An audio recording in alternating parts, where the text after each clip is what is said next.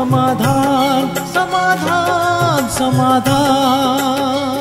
नमस्कार, आदाब, सत श्री अकाल मित्रों, स्वागत है समाधान कार्यक्रम में आप सभी का। शिक्षक महोदय रोज की तरह अपने क्लासरूम में प्रवेश करते हैं, लेकिन इस दिन उनके हाथ में किताबें नहीं, लेकिन कांच का एक जार था। उनके दूसरे हाथ में एक थैला था जिसमें 3 छोटे छोटे बॉक्स रखे हुए थे। अब शिक्षक महोदय ने वो कांच का जार सामने रख दिया और अपने स्टूडेंट से कहा कि आज मैं तुम्हें कुछ दिखाना चाहता हूँ। उन्होंने एक बॉक्स खोला, उसमें बड़े बड़े पत्थर रखे हुए थे। उन्होंने उन पत्थरों को कांच के जार में डालना शुरू किया। पत्थर ऊपर तक आ गए। उन्होंने अपने विद्यार्थियों से पूछा कि अब बताओ, क्या इसमें कुछ और डाला जा सकता है?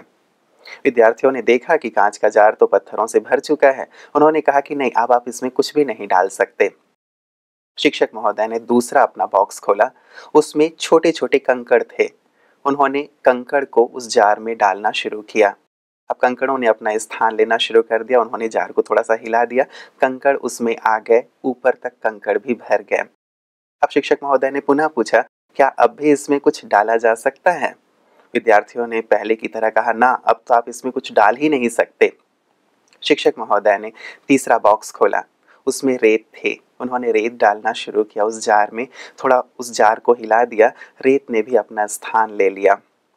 ये दिखाने के बाद शिक्षक महोदय ने कहा कि जो पत्थर मैंने इसमें डाला था वो जीवन की बहुत महत्वपूर्ण चीज़ें हैं, जैसे जीवन का उद्देश्य, हमारा परिवार, हमारा लाइफ पार्टनर या हमारा स्वास्थ्य। इन चीज़ों को हमें ज़्यादा महत्व देना चाहिए। दूसरे जो कंकड़ हैं वो अपेक्षाकृत कम मूल्यवान हैं, जैसे आपका जॉब है या आपका घूमना फिरना, पार्टी करना, ये सारी चीज़ें। और जो तीसरी चीज़ है रेत, वो उनके बिना भी काम चल सकता है जीवन में, जो बहुत ही कम महत्व रखती है हमारे जीवन में, लेकिन हम करते ये हैं कि रेत से ही अपने जीवन रूपी जार को भर देते हैं। तो जो महत्वपूर्ण चीज़ें हैं उन चीज़ों के लिए स्थान नहीं बचता।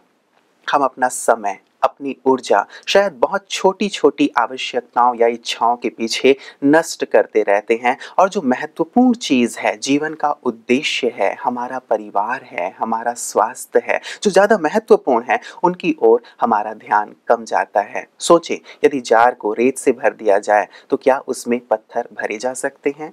कदापि नहीं।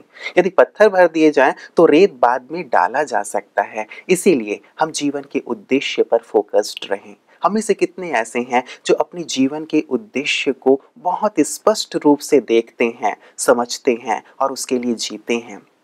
अधिकांश समय हमारा छोटी छोटी बातों में नष्ट हो रहा है। तो इस बात पर अवश्य विचार कीजिएगा कि हमें अपनी प्राथमिकता जीवन के लिए स्पष्ट रूप से सेट कर लेना चाहिए कि मेरे जीवन की प्राथमिकता ये है, मेरे जीवन का उद्देश्य ये है और इसके लिए ही मुझे कार्य करना है। छोटी छोटी चीज़ें तो होती रहेंगी। आइए इसी सुंदर और प्रेरक बात के साथ आज के इस समाधान कार्यक्रम की शुरुआत करते हैं।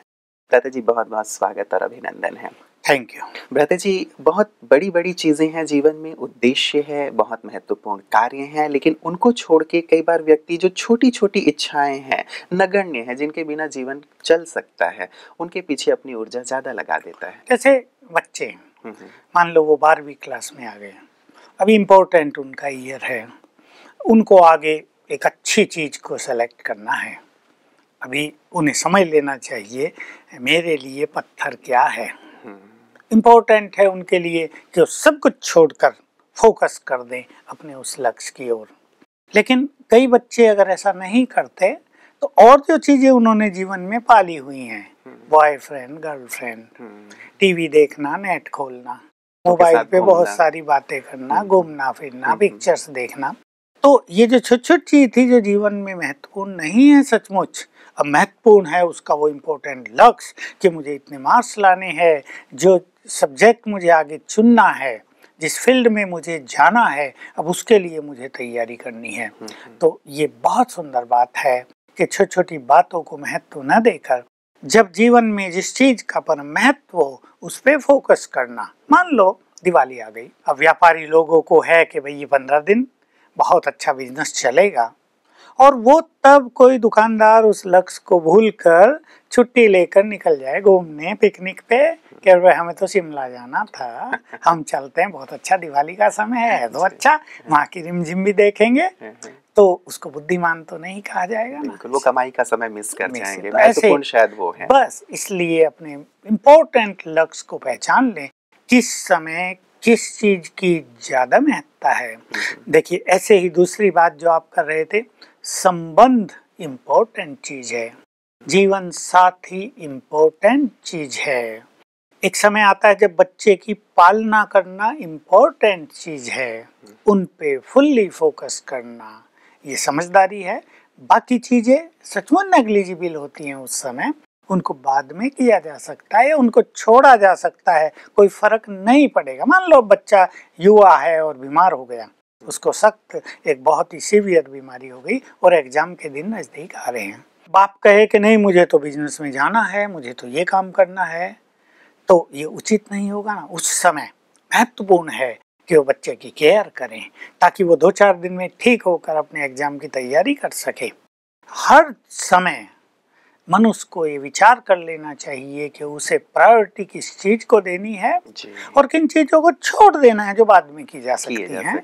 एक सिंपल सी चीज है कि अपनी प्राथमिकताएं निर्धारित कर ली जाएं कि पहले कौन सा कार्य करना है, बाद में कौन सा कार्य करना है। ऐसे ही मैं उन लोगों के लिए भी कहूंगा जो ज्ञान और योग के पथ पर अग्रसर हैं जी, उन्हें प्रायोरिटी देनी चाहिए सवेरे उठकर प्रभु मिलन करने की, सवेरे उठकर परम सद्गुरु से वरदान लेने की, स्वयं में शक्तियां भरने की, दिव्य अस्त्र शस्त्र जमा करने की। अगर उसके पास ये सब चीजें नहीं होंगी तो कर्म क्षेत्र पर उसकी हार होगी। दूसरी प्राथमिकता देनी चाहिए उसको ईश्वरीय महावाक्य सुनने की, भगवान की मुरली। जिस सत्य ज्ञान की तलाश में हम युगों से थे वो सत्य ज्ञान हमारे घर में आ गया है, उस सत्य ज्ञान के समय हम कुछ और करें तो प्रायोरिटी देखकर उसके महत्व को समझते हुए उस चीज पे यदि ध्यान देंगे तो पूरा जीवन सुंदर हो जाएगा। अब मैंने सुना क्या देखा, लोग बताते हमें तो भाई 7 बजे घूमने जाना होता है, अब वो 7 बजे घूमने चले जाते हैं, ईश्वरीय महावाक्य वो बाद में दोपहर में आके पढ़ लेंगे, तो एक बहुत बड़ी चीज वो मिस कर देते हैं और इस मिसिंग से अनेक चीजें जीवन में मिस हो जाती हैं। बिल्कुल, मतलब प्राथमिकताओं का बहुत ज्यादा महत्व है, ये सेट हर एक व्यक्ति को करना ही चाहिए कि मेरे जीवन का उद्देश्य क्या है, मूल उद्देश्य क्या है। भ्राता जी अब मैं मेल की ओर लिए चलता हूँ आपको। ये हमारे पास कुमार जी का आया है मेल। ये कहते हैं कि भ्राता जी मैं आपकी जो भी क्लासेस हैं उन्हें डाउनलोड करके सुनता रहता हूँ, मुझे बहुत अच्छा लगता है। मैं अपनी कुछ समस्याएं आपके सामने रखना चाहता हूँ। ये कहते हैं कि 4 साल पहले मेरी शादी हुई और 1 साल के बाद ही हमें एक पुत्र रत्न की प्राप्ति हुई। मैं और मेरी पत्नी हम दोनों का संबंध शुरू से ही अच्छा नहीं रहा है और मेरी माताजी जो हैं वो भी उन्हें पसंद नहीं करती हैं। उन दोनों के बीच भी हमेशा एक तनातनी का माहौल रहा करता था और बीच में मैं पिस जाता था। 4 साल की जो ये समस्या चली आ रही थी, अंततः इसका अंत इस रूप में हुआ कि मेरी पत्नी घर छोड़कर चली गई। मेरा बच्चा भी उनके साथ है, वो अभी अपने मायके में है। मैं अपनी पत्नी से अलगाव नहीं चाहता हूँ और ना ही ये अपनी माँ के सामने प्रतीत करना चाहता हूँ कि मैं अपनी पत्नी के साथ हूँ और मैं उनका ध्यान नहीं दे रहा हूँ। पूरे घर में एक तनाव का माहौल है और साथ ही जो छोटा बच्चा है वो भी इसमें सफ़र कर रहा है।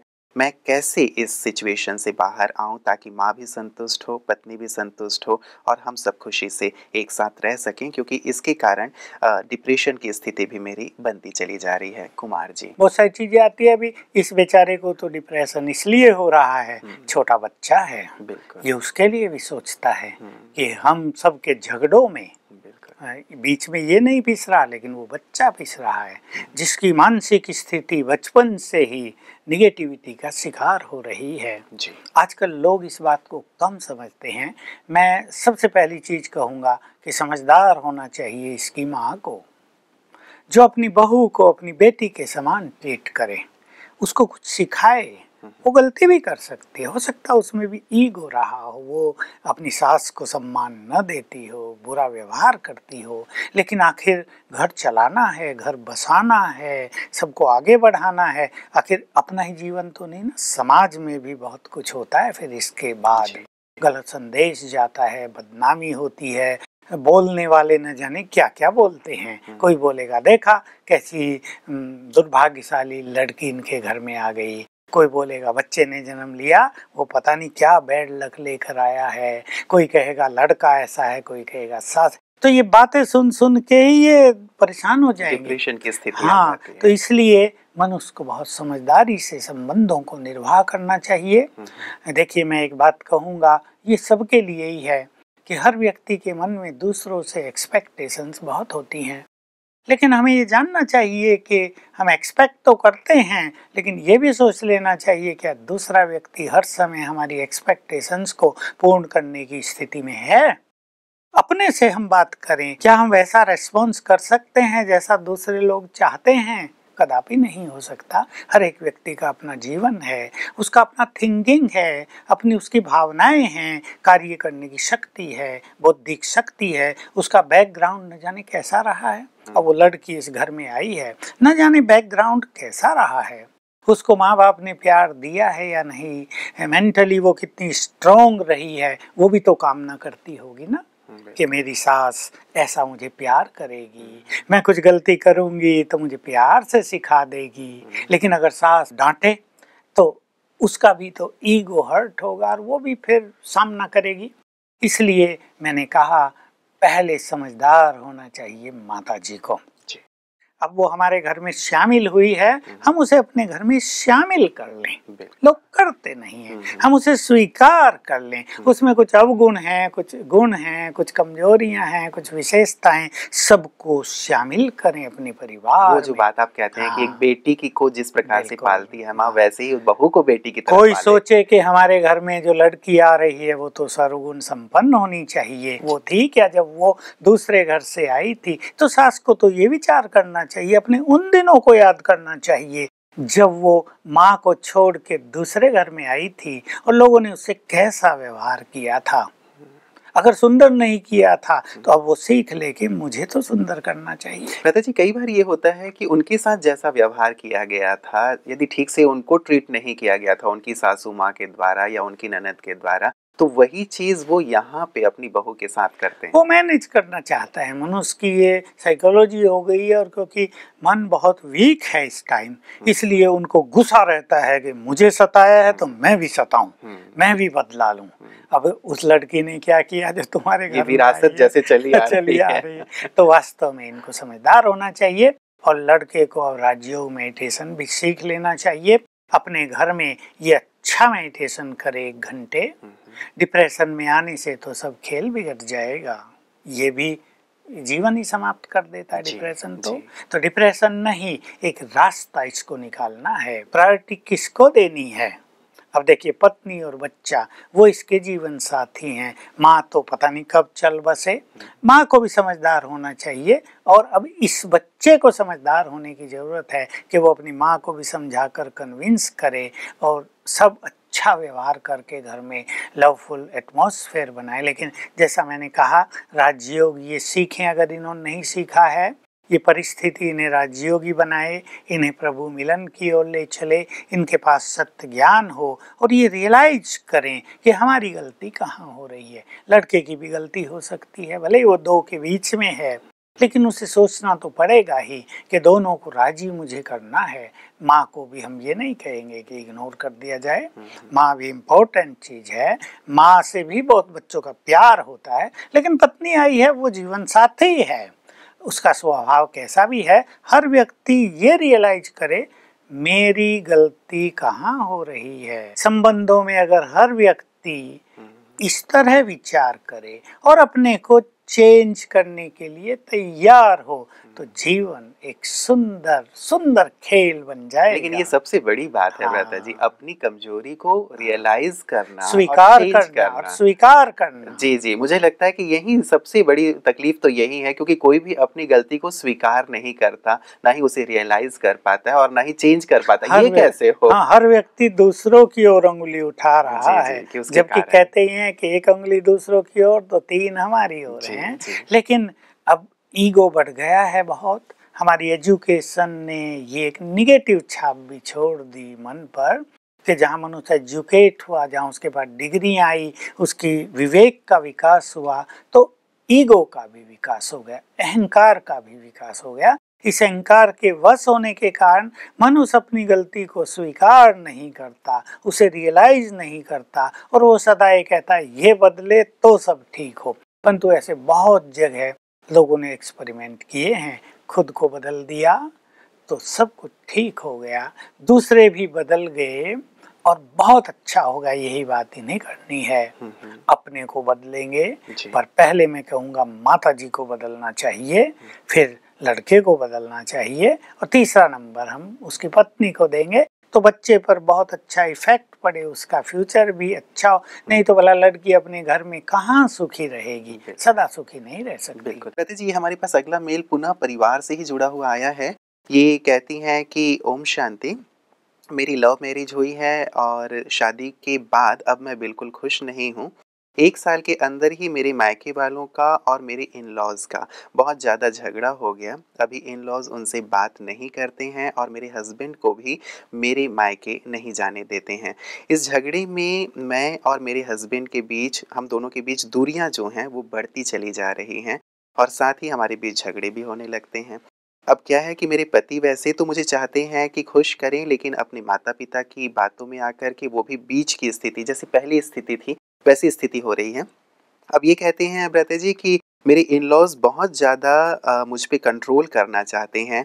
मुझे मोबाइल भी यूज़ नहीं करने देते हैं, शॉपिंग नहीं जाने देते हैं, रात को देर रात तक बाहर रहूँ या थोड़े समय तक तो भी उसमें उनको दिक्कत होती है। मतलब हर चीज़ में वो मुझे कंट्रोल करना चाहते हैं, मेरी स्वतंत्रता जैसी छीनती चली जा रही है।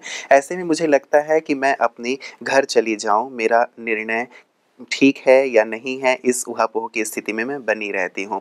क्या विशेष किया जा सकता है? क्या राजयोग मुझे कुछ मदद कर सकता है? ये पूछ रही हैं। देखिए, राजयोग तो अवश्य मदद करेगा, उस पे तो बाद में आते हैं जी। लेकिन संसार में जो लव मैरिज का सिस्टम है, जो वेस्टर्न कल्चर से भारत में आया है, ये सफल है ही नहीं। कई बार लोग शादियां करते हैं और परिणाम ये होता है कि जब बूढ़े होते हैं तो अकेले ही रह जाते हैं। तो अच्छा नहीं रहता, क्योंकि लव तो इमोशनली किसी से भी हो जाता है, लेकिन जब वो साथ रहते हैं तो सब चीजें बाद में सामने आती हैं। माँ बाप शादी कराते हैं, अगर अरेंज्ड मैरिज होती है, वेल ऑर्गेनाइज्ड मैरिज होती है, तो परिवार देखे जाते हैं। लड़का शराबी तो नहीं है, परिवार अहंकारी तो नहीं है, उनकी छवि कैसी है, मनुष्य सब कुछ पता करता है आजकल। इनका बैकग्राउंड कैसा है, कोई क्रिमिनल बैकग्राउंड तो नहीं, ऐसा तो नहीं यहाँ बहुत गड़बड़ हो जाएगी अपनी लड़की को भेजने से। सब मिलाते हैं लोग, मैच करते हैं। और फिर माँ बाप जिम्मेदार भी रहते हैं। और लव मैरिज कर ली, तुमने कर ली, तो माँ बाप भी कहेंगे तुमने खुद चॉइस, अपनी चॉइस पे की है, तुम जानो, हम क्या करें। फिर भी इसके माँ बाप साथ दे रहे हैं, ये अच्छी बात है। देखिए, दोनों का झगड़ा हो गया, इन लॉज और इनके मायके वालों का, और दोनों की भावनाएं हर्ट हुई। कहता जी, हो ही जाता है कि जो हमारे परिवार वाले हैं या उस परिवार वाले हैं, दोनों के बीचों में जो दूरियां हैं वो बन ही जाती हैं। इसलिए अब इन्हें राजयोग बहुत अच्छी तरह सीखना चाहिए। निश्चित रूप से ये तो हम राय नहीं देंगे सब कुछ छोड़ के अपने घर वापस चली जाए। एक मैरिड लाइफ को छोड़कर चले जाना वो अच्छा नहीं होता, क्योंकि जीवन ऐसे तो नहीं चलता ना कि छोड़ के चल दो भाई, अपना बैग उठाया और चल दिए। उससे तो मनुष्य के इमोशंस भी डेड हो जाते हैं, प्यार भी समाप्त हो जाता है, उनके एटीट्यूड्स बहुत निगेटिव हो जाते हैं दूसरों के लिए। तो जितने तक हो सके सहन करके जीवन को आगे बढ़ाना चाहिए। जैसे हम चर्चा कर रहे थे, प्रायोरिटी किसको देनी चाहिए, तो यहाँ घर जाने को प्रायोरिटी नहीं, इसमें नहीं अटक जाना चाहिए। बस हम तो चले, तुम रहो अपने घर राजी। तो ये जो रहता है जी, इनकी स्वतंत्रता जो ये बार बार कह रहे हैं कि ये बहुत कंट्रोल करते हैं, रूल कर रहे हैं, मेरी सारी स्वतंत्रता छीन लिया, क्या पहनूं क्या ना पहनूं, मोबाइल यूज करूं ना करूं, तो ये बड़ी दुविधा वाली स्थिति है। हो सकता है इनकी ज्यादा इच्छाएं हों। अब ये रात को 11-12 बजे तक क्लबों में जाके रहेगी, तो हर परिवार इसको स्वीकार तो नहीं करता ना। भारतीय सभ्यता कुछ और है जी। अब पहले जब ये दोनों लड़के लड़की थे, मैरिज नहीं हुई थी, तब ये करते होंगे ऐसा। अब माँ बाप तो चाहेंगे ना हमारी बहू, हमारे परिवार की इज्जत है। अनेक बातें, कल उन्हें कोई कह दे तुम्हारी बहू रात को 12 बजे वहाँ डांस कर रही थी, तो बेचारे मुंह भी नहीं दिखाएंगे किसी को। तो ये गलत सोच रही है, क्योंकि ये अभी छोटी आयु की है। ये केवल अपनी स्वतंत्रता की बात सोच रही है, ये अपने परिवार की इज्जत की बात नहीं सोच रही है। इसे भी थोड़ा मैच्योर होना पड़ेगा। इसलिए इसको चाहिए कि कुछ दिन अपने सास ससुर की आज्ञा में रहे, उनके दिल को जीते, और कहीं जाना है तो अपनी सास को लेकर जाए ना, बहुत अच्छा रहेगा, एक मर्यादित जीवन रहेगा। देखने वाले भी कहेंगे भाई बहू बहुत ही मैच्योर है, बहुत समझदार है, ऐसी नहीं है जैसे कलयुगी लड़की होती हैं। तो इस बात में मैं इनसे सहमत नहीं हूँ कि ये रात को कहीं भी चल दे, मोबाइल पे सारा दिन लगी रहे, अपने फ्रेंड्स से बातें करती रहे। देखिए, जब किसी की मैरिज हो जाती है तो परिवार ये नहीं चाहता कि उसका कोई और भी फ्रेंड हो, कोई और भी लवर हो, और लोग इसमें लगे रहते हैं। इसलिए यहाँ सास ससुर इसके बिल्कुल ठीक हैं, और यही कारण है कि इनके मायके वालों से तनातनी हुई होगी। शायद वो आधुनिक हो और वो कहते हो हमारी लड़की को दबा के नहीं रखो, तो ये गलत है। लेकिन ये राजयोग अवश्य सीखे तो इनकी भावनाओं में भी मैच्योरिटी आएगी, इनके विचारों में भी विशालता आएगी, और ये समाज को थोड़ा दूसरे रूप से भी देखेंगी। समाज एक बहुत सुंदर रचना है, उसमें अनेक बातें होती हैं, केवल अपनी स्वतंत्रता ही नहीं। तो ये चाहे तो मैनेज कर सकती हैं, बाकी छोड़कर जाने की बात अच्छी नहीं है, क्योंकि जीवन एक लंबी यात्रा है। उसको घड़ी घड़ी तोड़ देना, उस यात्रा को बिल्कुल छिन्न भिन्न कर देना, ये किसी भी तरह से मनुष्य के लिए कल्याणकारी नहीं होता है। लाइफ तो एक बंधन की लाइफ तो है ही। अगर किसी को स्वतंत्र पंछी रहना है तो ब्रह्मा कुमारी बन जाए, विश्व की सेवा करे, किसी का कोई बंधन नहीं रहेगा, भगवान को फॉलो करे, उसका दिया हुआ खाए, और राजयोग का अभ्यास करके जीवन को आनंदित करे। लेकिन जब किसी की मैरिज हो गई है तो उसको दूसरे परिवार की कई मर्यादाओं का ध्यान तो रखना ही पड़ता है। इसलिए राजयोग का अभ्यास करें। इन्होंने बिल्कुल ठीक प्रश्न किया है। राजयोग से इनकी मनोवृत्ति बदलेगी, इनके वाइब्रेशंस अच्छे होंगे, और ये समझेगी कि मैं दूसरों के दिलों को कैसे जीत सकती हूँ। उसमें विशेष रूप से जब ये स्वमान के अभ्यास को जानेंगी, तो जहाँ स्वमान होता है वहाँ सम्मान तो आगे पीछे घूमता है, तो ये भी दूसरों को सम्मान देगी, इसको भी सम्मान मिलेगा। लेकिन कहीं इसमें भी भ्राता जी ऐसा ना हो कि भाई ये कहीं अब बाहर जा रही हैं कुछ सीखने के लिए ही। अब कईयों का हमारे पास प्रश्न ये भी आता है कि भाई हम पहले ब्रह्मा कुमारी के थोड़े से टच में थे, लेकिन अब जैसे हमारी शादी हुई, हम नई जगह पे आए हैं, अब हमारे सास ससुर या हमारे जो इन लॉज हैं अब हमें वहाँ नहीं जाने देते हैं, मना करते हैं। तो यहाँ भी कई बार एक दुविधा की स्थिति हो जाती है। कई मेल्स ऐसे भी आते हैं। इसमें ये अपनी सास को लेकर ही जाए कि चलो भाई मैं वहाँ बहुत दिन गई हूँ और बहुत अच्छा है, अब एक बार देख लो जाके, आपको अच्छा लगेगा तो फिर हम चला करेंगे दोनों। इसमें थोड़ा सा एक दूसरे को कन्विंस करने की जरूरत होती है, क्योंकि कई बार ये है कि ब्रह्मा कुमारी के बारे में कई तरह की भ्रांतियाँ लोगों ने फैलाई हुई हैं। उसको सुन के लोग सोचते हैं हमारी बहू वहाँ जाएगी, शायद घर बार छोड़ के न चल दे, तो उसको अपनी सास को ले जाना चाहिए और वहाँ वो देखें और सब कुछ फिर ठीक हो जाएगा। जी जी, मतलब साथ लेकर के सबको चलना, ये हमारी बिल्कुल, हम तो यही विश्वास करते हैं और हमारी यही शुभ भावना है कि पारिवारिक जीवन सुंदर बीते, किसी के परिवार टूटे नहीं, सब एक दूसरे को समझें, एक दूसरे को सहयोग दें, मर्यादाओं में भी रहें, एक दूसरे के सहयोगी भी बने, तो जीवन बहुत सुंदर रहेगा। बिल्कुल, बहुत बहुत शुक्रिया भ्राता जी आपका परिवार को इतना सुंदर बनाने के लिए। और घर घर यदि ऐसा बन जाए तो जो एक ब्रह्मा कुमारीज का एक कॉन्सेप्ट है कि अब नई दुनिया आए, स्वर्ग आए, तो लगता है घर घर यदि ऐसा हो जाएगा निश्चित रूप से स्वर्ग आ जाएगा। आपका बहुत बहुत शुक्रिया। मित्रों, परिवार का जो कॉन्सेप्ट है भारतवर्ष ने ही सारे संसार को दिया है। वसुधैव कुटुंबकम का नारा हम लगातार लगाते रहे हैं, सदियों से लगाते रहे हैं।